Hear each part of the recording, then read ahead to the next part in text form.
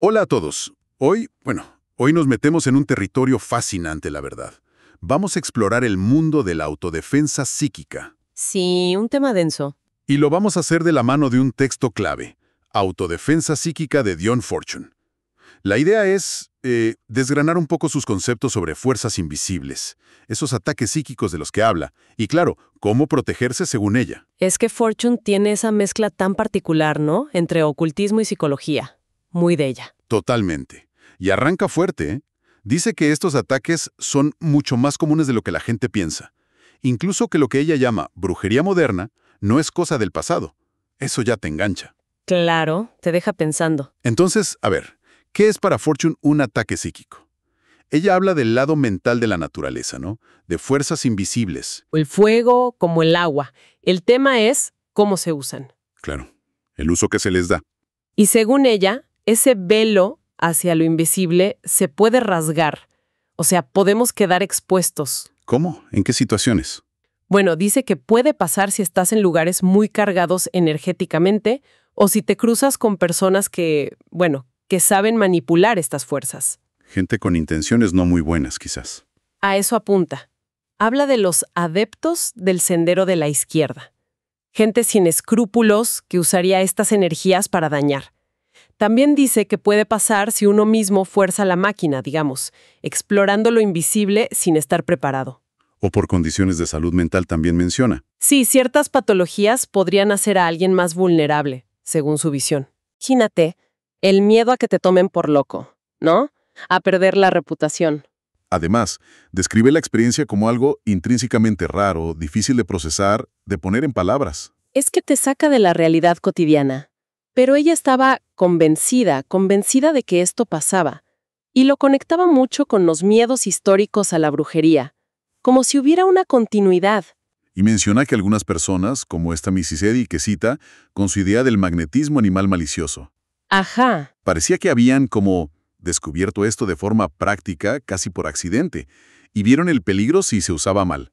Claro, no era quizá un sistema teórico completo, sino una constatación. Che, esto existe, y puede ser peligroso. Una cosa más empírica. Incluso Fortune pone ejemplos de anuncios de su época, cursos de hipnotismo, telepatía, desarrolle su poder mental. Sí, me acuerdo de esa parte. Y se pregunta, con toda lógica, bueno, ¿y si alguien aprende esto para manipular, para controlar a otro? ¿Qué le pasa a la persona que es el objetivo? Te deja pensando en la responsabilidad, ¿no?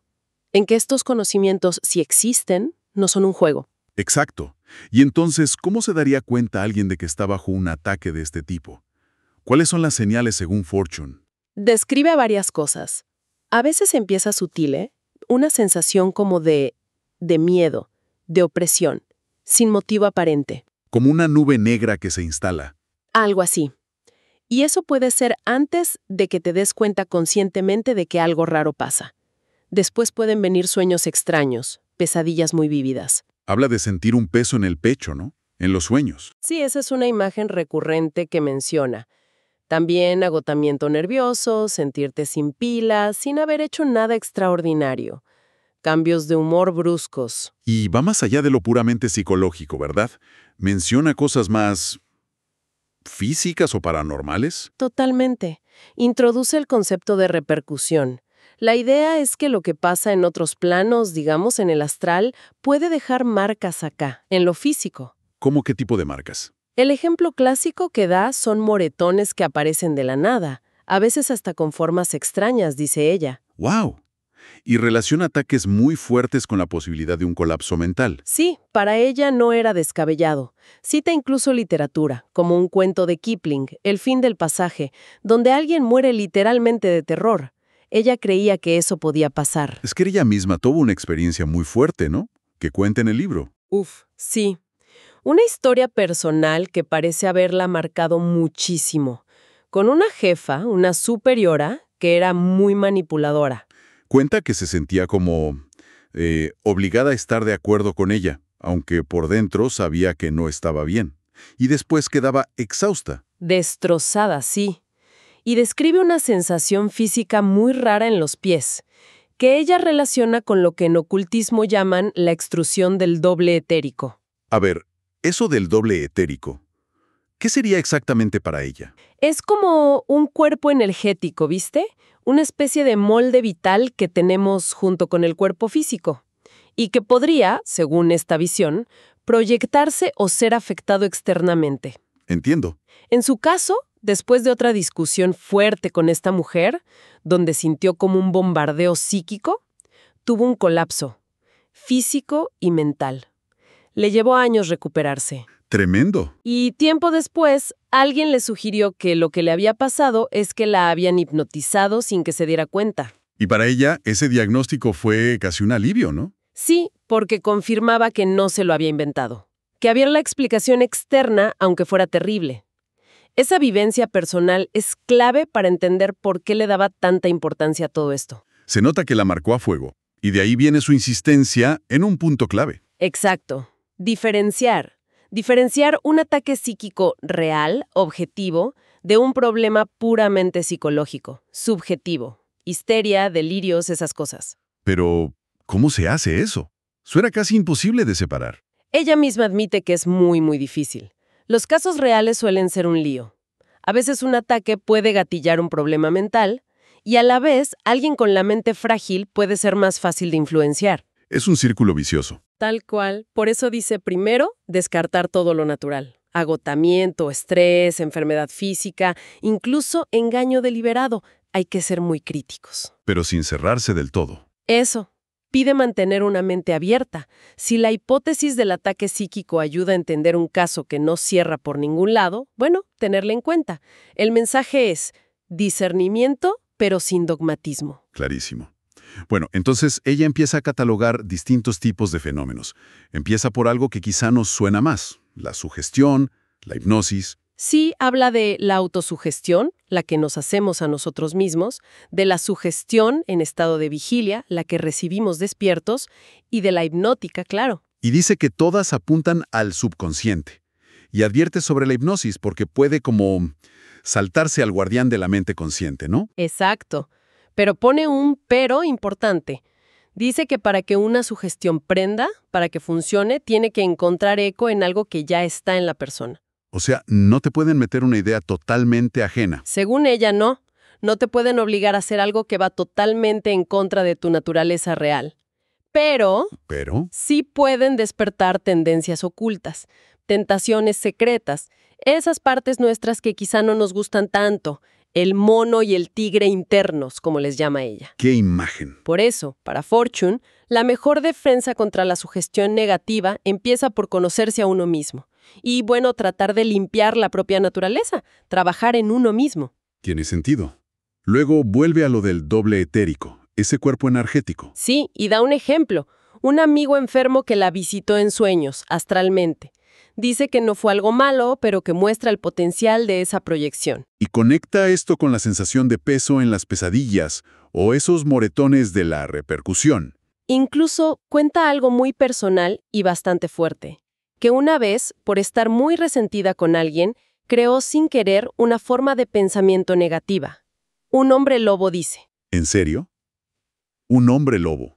Bueno, una forma mental, una energía con esa forma, que aparentemente cobró cierta vida propia antes de que ella pudiera, con mucho esfuerzo y coste personal, reabsorberla. ¡Qué miedo! Una advertencia sobre meterse en estas cosas sin saber, ¿no? Totalmente. Sobre la necesidad de disciplina mental y emocional en este tipo de trabajos.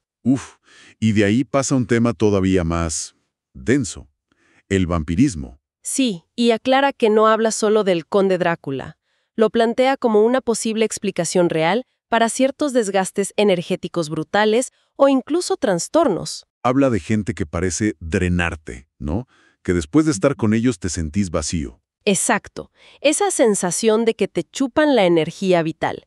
Incluso menciona vínculos afectivos muy tóxicos, muy dependientes, donde podría haber un robo de vitalidad psíquica.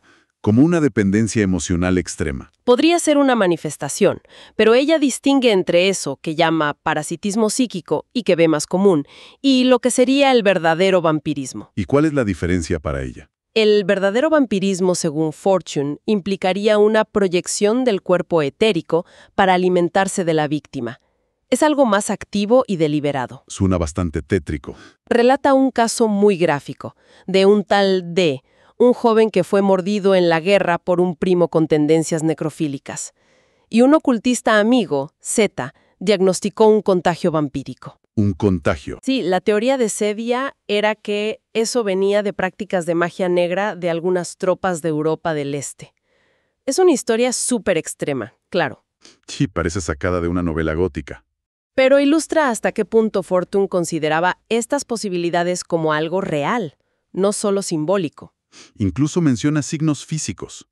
Pequeñas marcas, como picaduras, en cuello, brazos. Sí, o en los lóbulos de las orejas, dedos de los pies, pechos, y hasta habla de gente con caninos sospechosamente largos y afilados. Ahí ya entra casi en el folclore, ¿no? Es que Fortune mezcla todo.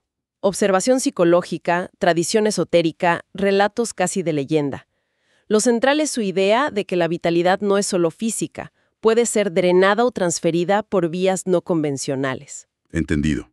Pasemos a los encantamientos o hauntings.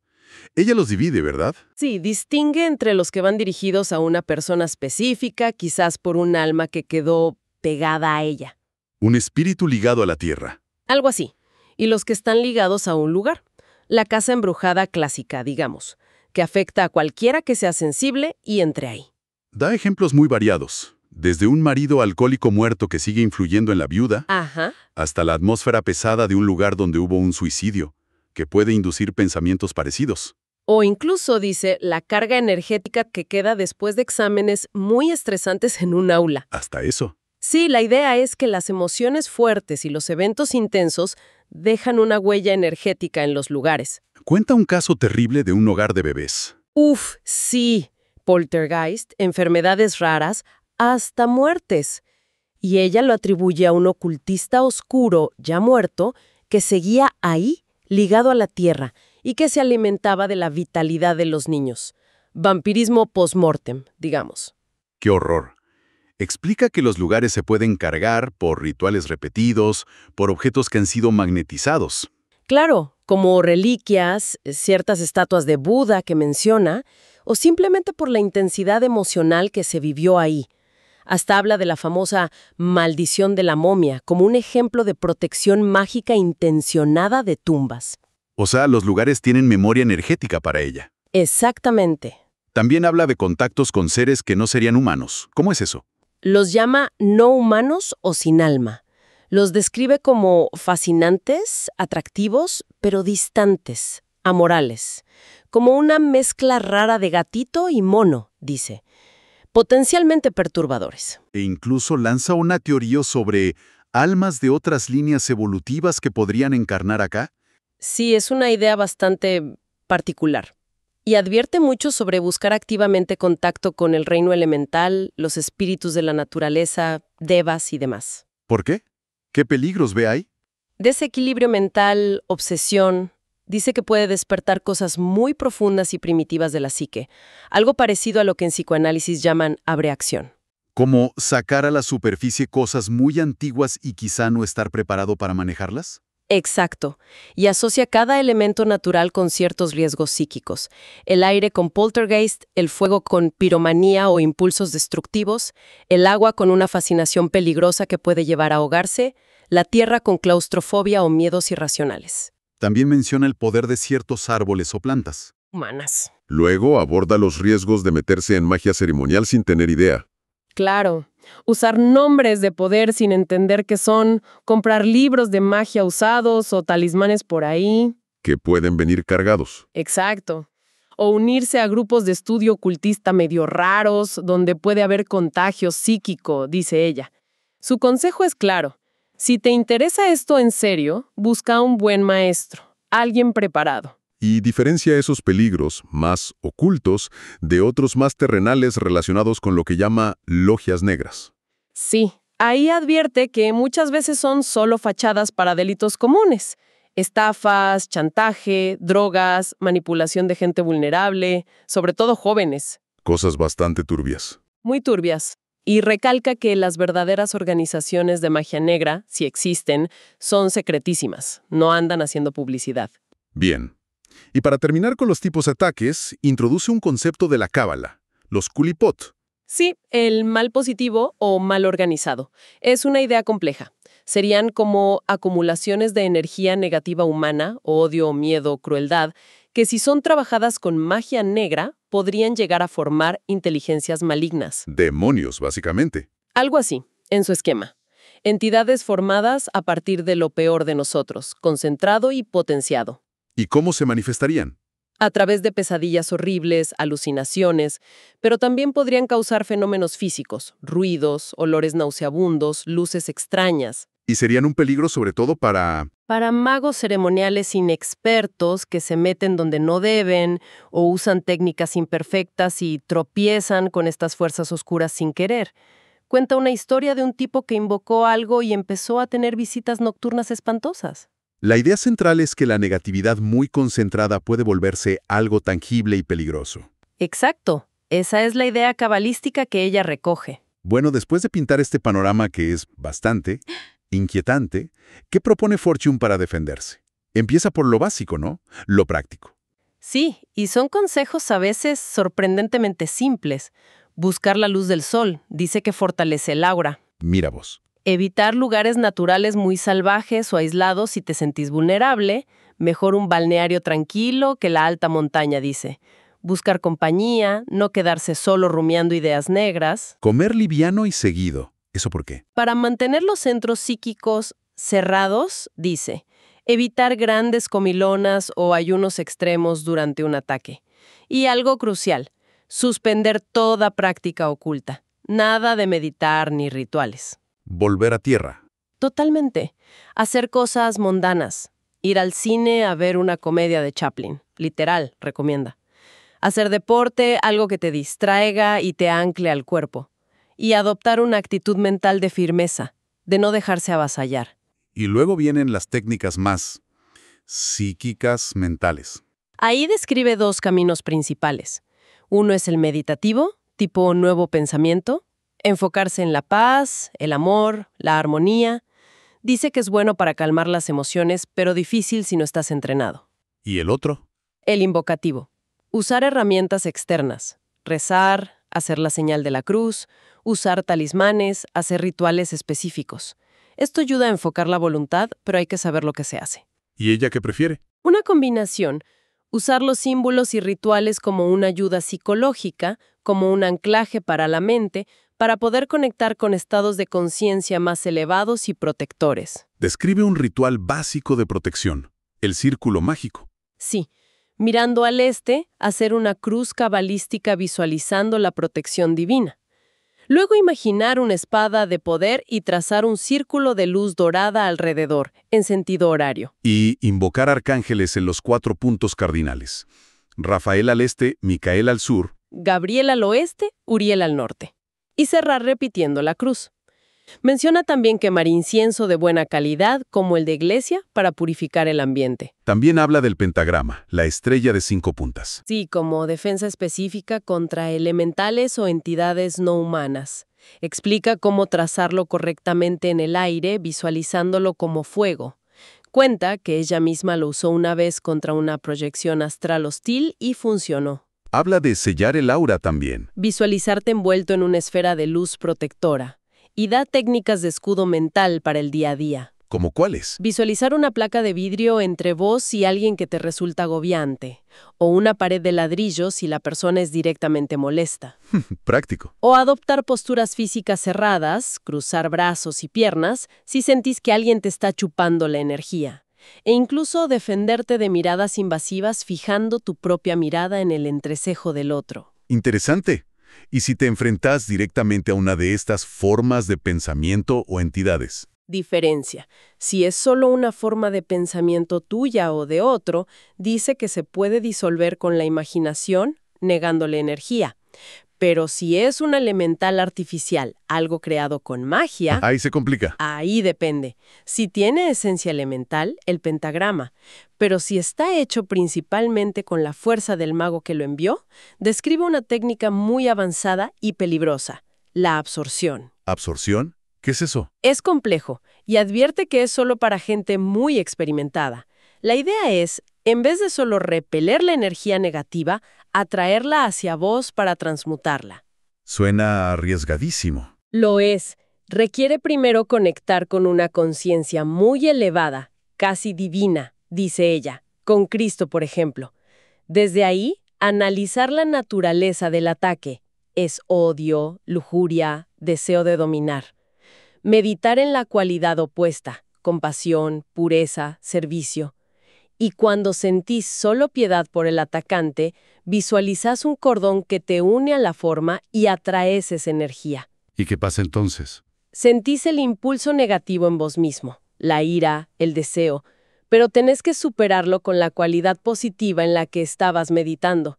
Si lo lográs, la energía se transmuta, sentís una gran paz y fuerza espiritual, y el atacante suele quedar muy debilitado. Pero insiste, no es para cualquiera. Queda claro. Otro concepto importante que maneja es el rapport, el vínculo psíquico. Sí, es el lazo invisible que se crea entre personas que tienen una relación estrecha, o en un grupo, o incluso con un lugar o la naturaleza. Y por ese lazo se comparten cosas. Sentimientos, ideas, hasta energía vital. Puede ser bueno, como en la curación o el aprendizaje grupal, o malo si el vínculo es tóxico o te une a algo negativo. Habla del peligro del rapport grupal negativo, que puede anular el juicio individual. Y si tienes un rapport dañino, ¿cómo lo cortás? Propone visualizar el cordón que te une a la otra persona o situación y cortarlo mentalmente, con decisión. Se puede usar la imagen de una espada o una antorcha. Y fundamental, cortar también toda comunicación física y mental con esa fuente. ¿Y si la persona está muy débil para hacerlo? Menciona un ritual de sustitución, donde un amigo o terapeuta entrenado puede hacer el corte simbólico en nombre de la víctima. Cuenta un caso de una mujer enferma por un vínculo de una vida pasada con una logia oscura, y cómo al cortar ese rapport se recuperó. Fascinante. Y por último, menciona la posibilidad de recibir ayuda. De afuera, ¿no? Ayuda espiritual. Sí, habla de los ángeles guardianes, de la conexión con el yo superior o el ser interno, que podría intervenir en momentos de crisis. Y también de una idea muy particular, la policía oculta. Eso es genial. Plantea que existiría una especie de fuerza organizada en los planos internos dedicada a combatir la magia negra y el mal uso de los poderes psíquicos, como unidades espirituales de intervención. ¿En serio? ¿Y cómo funcionaría? Cuenta una anécdota personal muy detallada. Estaba siendo atacada psíquicamente por un adepto hindú. Pidió ayuda a los maestros, guías espirituales, y la ayuda le llegó a través de encuentros aparentemente casuales con dos hombres, un coronel y otro señor, que intervinieron justo en los momentos clave para protegerla. Coincidencias significativas. Para ella eran señales, la respuesta a su pedido. Sugiere que se puede contactar a esta policía oculta a través de la oración sincera pidiendo justicia y protección, no venganza. La idea de fondo es que no estamos solos en estas luchas, que hay fuerzas del bien organizadas también. Muy interesante. Bueno, para ir cerrando, queda claro que Dune Fortune nos presenta un universo donde la mente, la energía, tienen un poder tangible para construir o destruir. Totalmente. Describe un abanico de ataques desde la simple sugestión hasta fenómenos paranormales complejos. Y recalca siempre esa dificultad, pero también la necesidad de distinguir lo psíquico de lo psicológico, aunque muchas veces vayan de la mano. Exacto. Y ofrece todo un arsenal de defensas, prácticas, mentales, espirituales, una caja de herramientas bastante completa. Sin duda. Y a mí me queda resonando esa conexión que ella hace todo el tiempo entre los fenómenos de brujería de antes, la psicología de su época y la investigación psíquica. Es como si viera patrones que se repiten, ¿no? Un interés que va y viene por estos poderes ocultos de la mente. Claro. Y eso nos deja quizás una pregunta picando, ¿no? Si usamos el marco de Fortune, con su énfasis en el poder mental, la sugestión, los vínculos, ¿cómo se vería un culto de brujería hoy? No el de película, sino uno adaptado a nuestro mundo tecnológico, psicológico. O quizás, más en su línea, ¿qué tipo de investigación seria necesitaríamos hoy para explorar de verdad esa frontera donde se cruzan la mente, la cultura y lo inexplicable, como ella intentó hacer en su tiempo? Preguntas potentes para seguir reflexionando. Muchísimas gracias por acompañarnos en esta profunda exploración del pensamiento de Dion Fortune sobre la autodefensa psíquica.